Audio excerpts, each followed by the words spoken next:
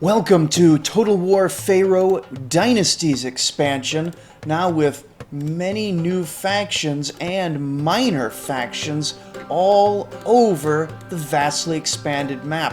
But what we're going to do today is not focus so much on all the factions. We're going to look at the historical context of Babylon. We're going to be playing Adad-Shuma-Usur, here to preserve Babylon's legacy, and we get the standard Egypt opening, which I'm going to skip, and our focus here is going to be on setting the historical context a little bit better than the game itself does. You see, we have Merneptah up here giving us advice and showing off the very attractive world map, but we're going to ignore him and give our own little introductory tour. But here we are in Babylon at our starting position, and the first thing to notice is that we're sideways. Oop, there we go. This is how the Babylonians and all the Mesopotamians oriented their world. This down here, the Persian Gulf, is the south going up, but this is the north for the Mesopotamians. This great desert getting into modern-day Saudi Arabia, that is the west, and the mountains of Iran are west, or east, as far as they're concerned. So, the first thing we notice is that we control the city of Babylon, we control the city of Uruk down here, and not much else. We've got our guy, Adad-Shuma-Usur, down here with his little starting army, and we've got our initial battle against Merodach-Baladan, who's not, as far as I know, a historical person. It's a name that gets thrown out there, but it's actually a Hebraization of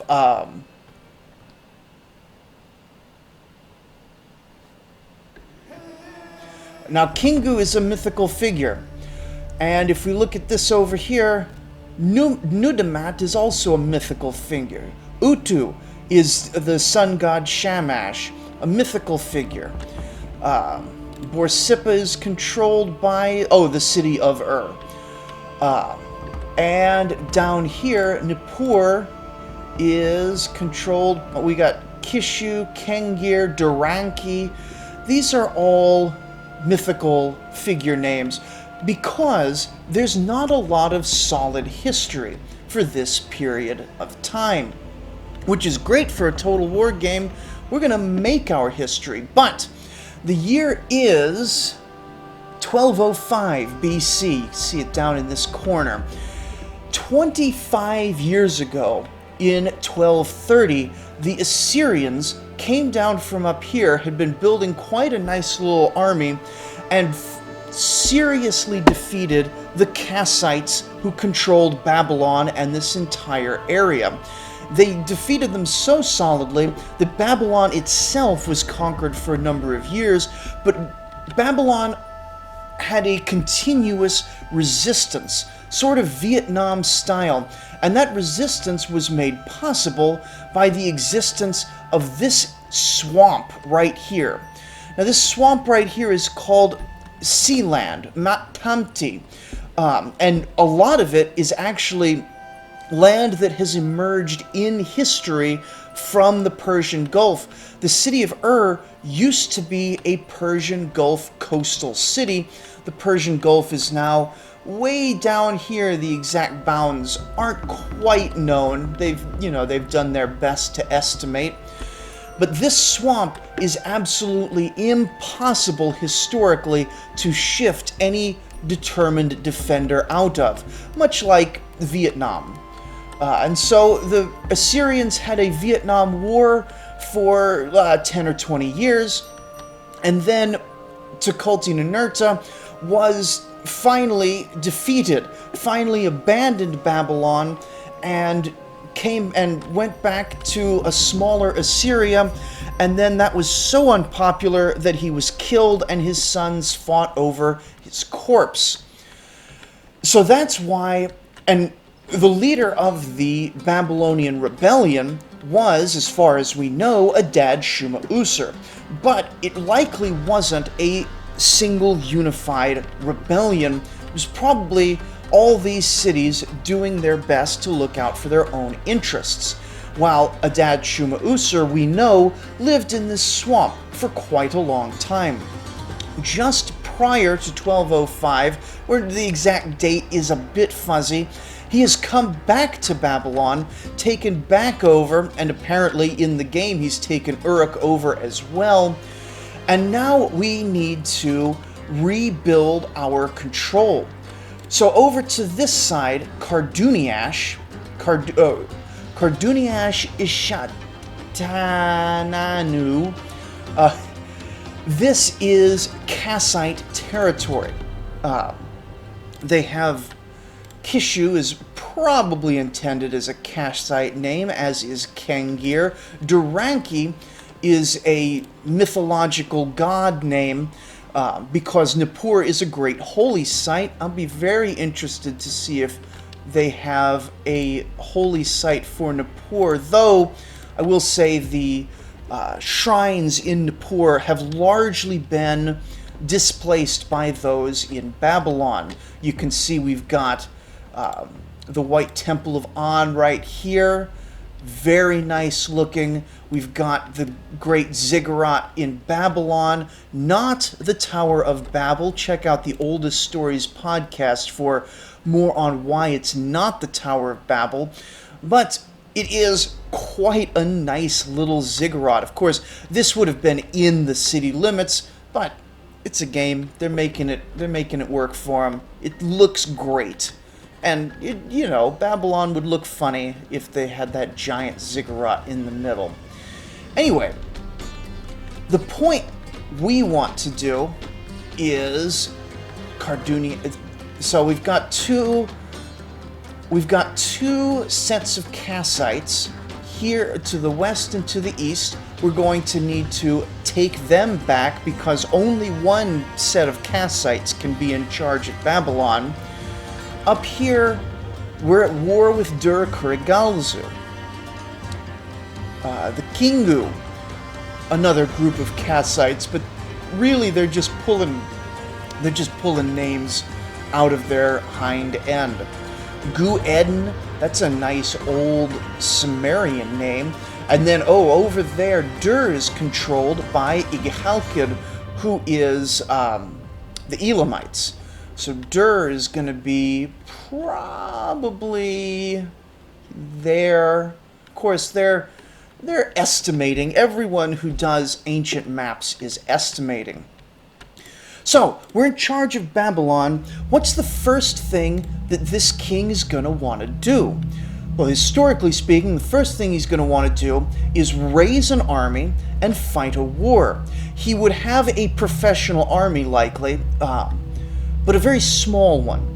Nearly all of these Siraku levies, Siluhlu spears, Siraku archers, Siluhlu slingers, these would all be raised every year for the campaign season.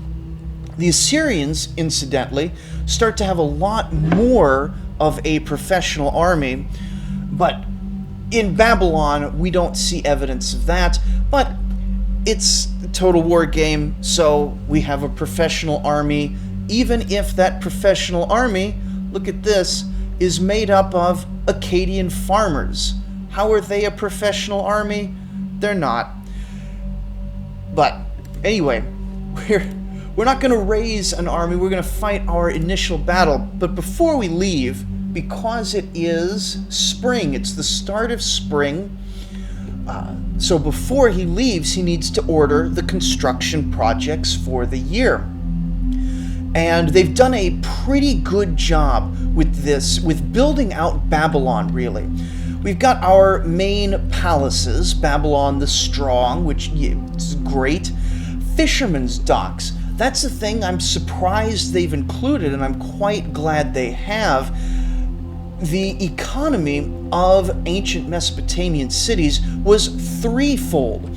You had your pastures with your sheep and cows and goats and pigs. You had your farmland with your wheat and barley. And then you had, on the rivers, fish. And the fishermen were an important part of the overall economy. Then we've got our muster field, which is exactly the right name for it, because it wasn't going to be an office or a center, or it certainly wasn't going to be a barracks, because these native units, these are being recruited year by year. You don't have they're not sitting in the city for the most part. You would have you would have militias that would be called up as garrisons. They probably would have been trained regularly at the muster field. You would have had an office, which would basically be some scribes who would be tasked to that year's recruitment effort. But yeah, it's Total War game. They need more buildings, so that's fine. Lumber waterways. Look at this. Babylon is not going to natively produce lumber. If anything, I'd honestly say they've put too many trees on the map. Looks really nice, but this was an area famously short on usable lumber. And so having these lumber waterways, these would come down, these merchants would come up and down the Euphrates River here. They would come all the way, sometimes from up here, but sometimes just from these highlands over here, and bring more lumber in. So having a trading dock at Babylon, bringing in one of the most important commodities, that's great. Then you've got your Grand Temple of Marduk. Good thing that's in there. Then you've got public gardens. That's nice. And because the kings would love to make public gardens. But there's one thing that I noticed right away that's missing in Babylon, but should be in the city: canals.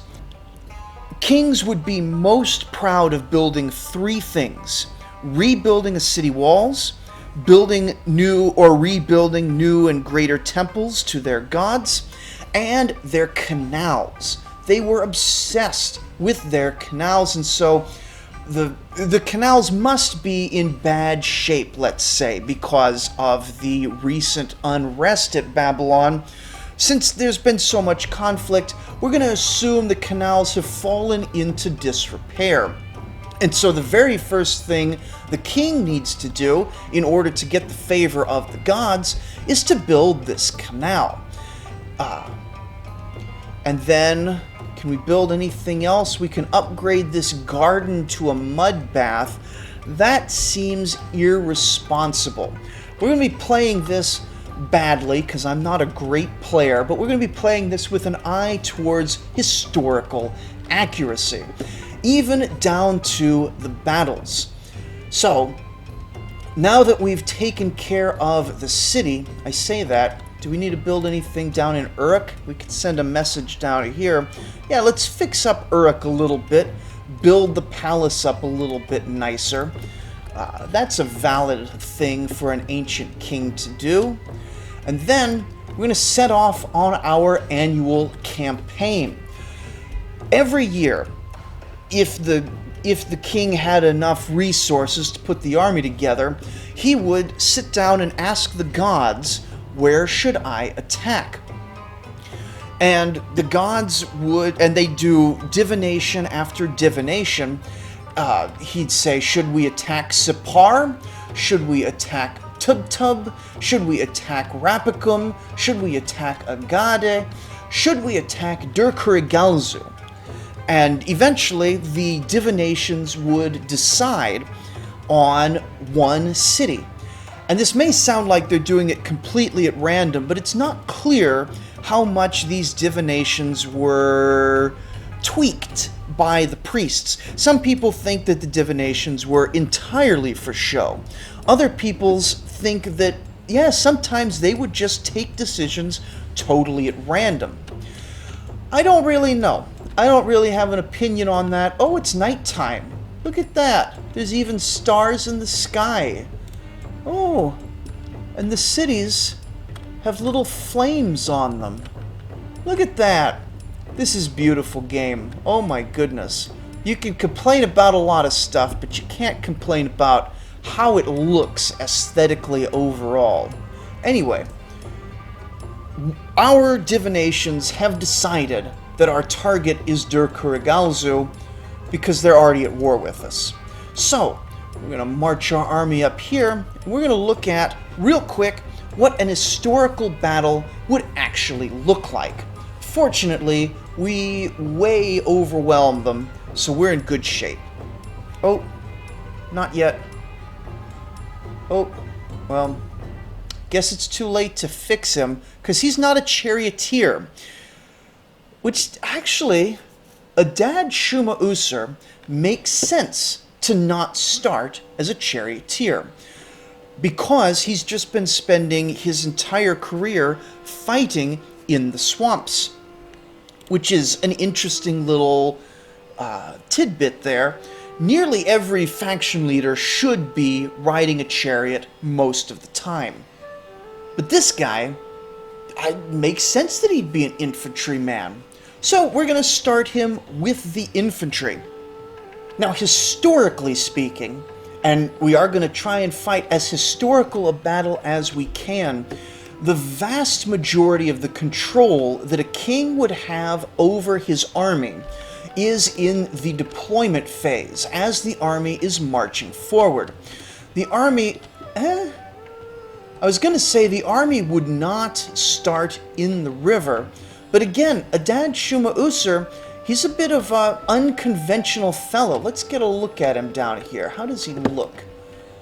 He's right in the middle with his hat. Those three horns mean that he is sent from the gods, which all ancient Mesopotamian kings were. He's sent from the gods, and he's fighting on foot with his men, not afraid to get his feet wet. A little bit of an unconventional figure, but I kind of like it. Let's go. I'm not going to talk about the unit diversity too much. It's pretty standard for a total war game. We've got some standard infantry here. We've got some spears. We're going to put the spears on one side, because what they would usually do in ancient battles is have a weak side and a strong side. At least that's what we know from classical battles. We know very little about the actual battles in this period. The shallow water is going to lower the charge speeds, which we'll see how it goes. So we're going to deliberately start our army in the river, and we're going to hide our chariots where... What are these Babylonian specialists? I have no idea. Looks like they've got a ranged attack. I don't have unit cards up. Tells me what I know. What are they? I mean, in a siege sense, the sappers are the guys who are going to tear the walls down. A very valuable service. But we don't have any walls to tear down. I don't know. Let's just throw them in the battle, see what happens. Some king I am. Anyway, well, we'll start it. We'll start it and we'll see. Are they going to advance towards us? That sounds great. We're going to advance towards them a little bit too, just to be aggressive. But we're not going to advance that much, because in historical battle, the king does not have unit-by-unit control like this. The unit has... everybody, each block of men would have an overall strategy that they're trying to carry out. And the only people who would have a lot of tactical independence would be the charioteers. Usually, the king would be first of the charioteers. And so we've decided we're going that far forward. The king doesn't have... These people don't have enough training and discipline to make complex maneuvers. So, we're going to get started. We're moving these chariots around the back. This is something that the charioteers could manage. And then the king is going to say, charge. And they're going to charge. And it's going to look great. Boom. Boom. Look at that. Oh. And then they've gone too far. They turn around. Oh. Right, let's bring these guys down. Let's see what we can do. Oh, what that was. I don't know what we're doing. And there goes the army. They're just fighting. This is ugly by war standards, but this is how the ancient army fight. So we're going to turn off this switch a little bit. A little more best. We're going to take a little more control over things. And, well, I was going to say, we're going to charge these chariots right in there. But no, that would never happen. Gotta do it. Chariots are not going to charge into a formation. But the world cannot do like this. No. See, it's total war, so it's not really happening. But these guys shouldn't just tearing through these horses not stopped. This is absolute suicide in a historical sense. These guys are no longer running away, so they can come back to the fight. These guys can join the fight. Because each unit would have a certain amount of agency. They're not complete nonsense. And I'm getting destroyed. That's what I get for being historical in my battle.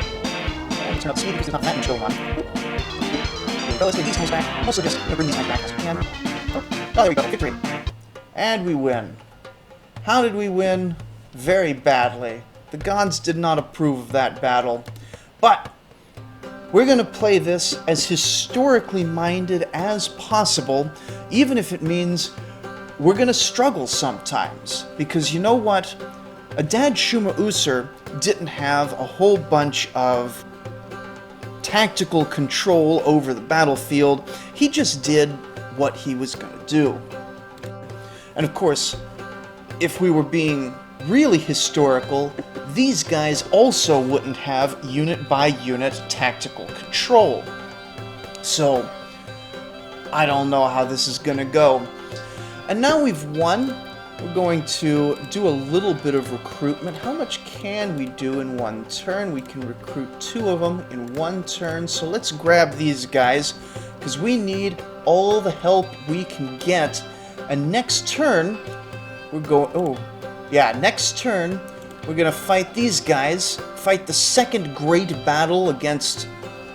Who are they? Oh, the Kingu of Dur-Kurigalzu, the Kingu tribe of Kassites in Dur-Kurigalzu. And then, that's where the gods are leading. So, if you've liked this, make sure to subscribe, make sure to comment down below if you want some more historically focused stuff. If you want to ask any questions about ancient Babylon, ancient history, the mindset of an ancient king, if you want to ask why this guy is dancing like that, he sure looks like he's having fun. Look at that. Then comment down below, and until then, this is the start, possibly, of the Babylonian historically focused Let's Play. Thank you for watching.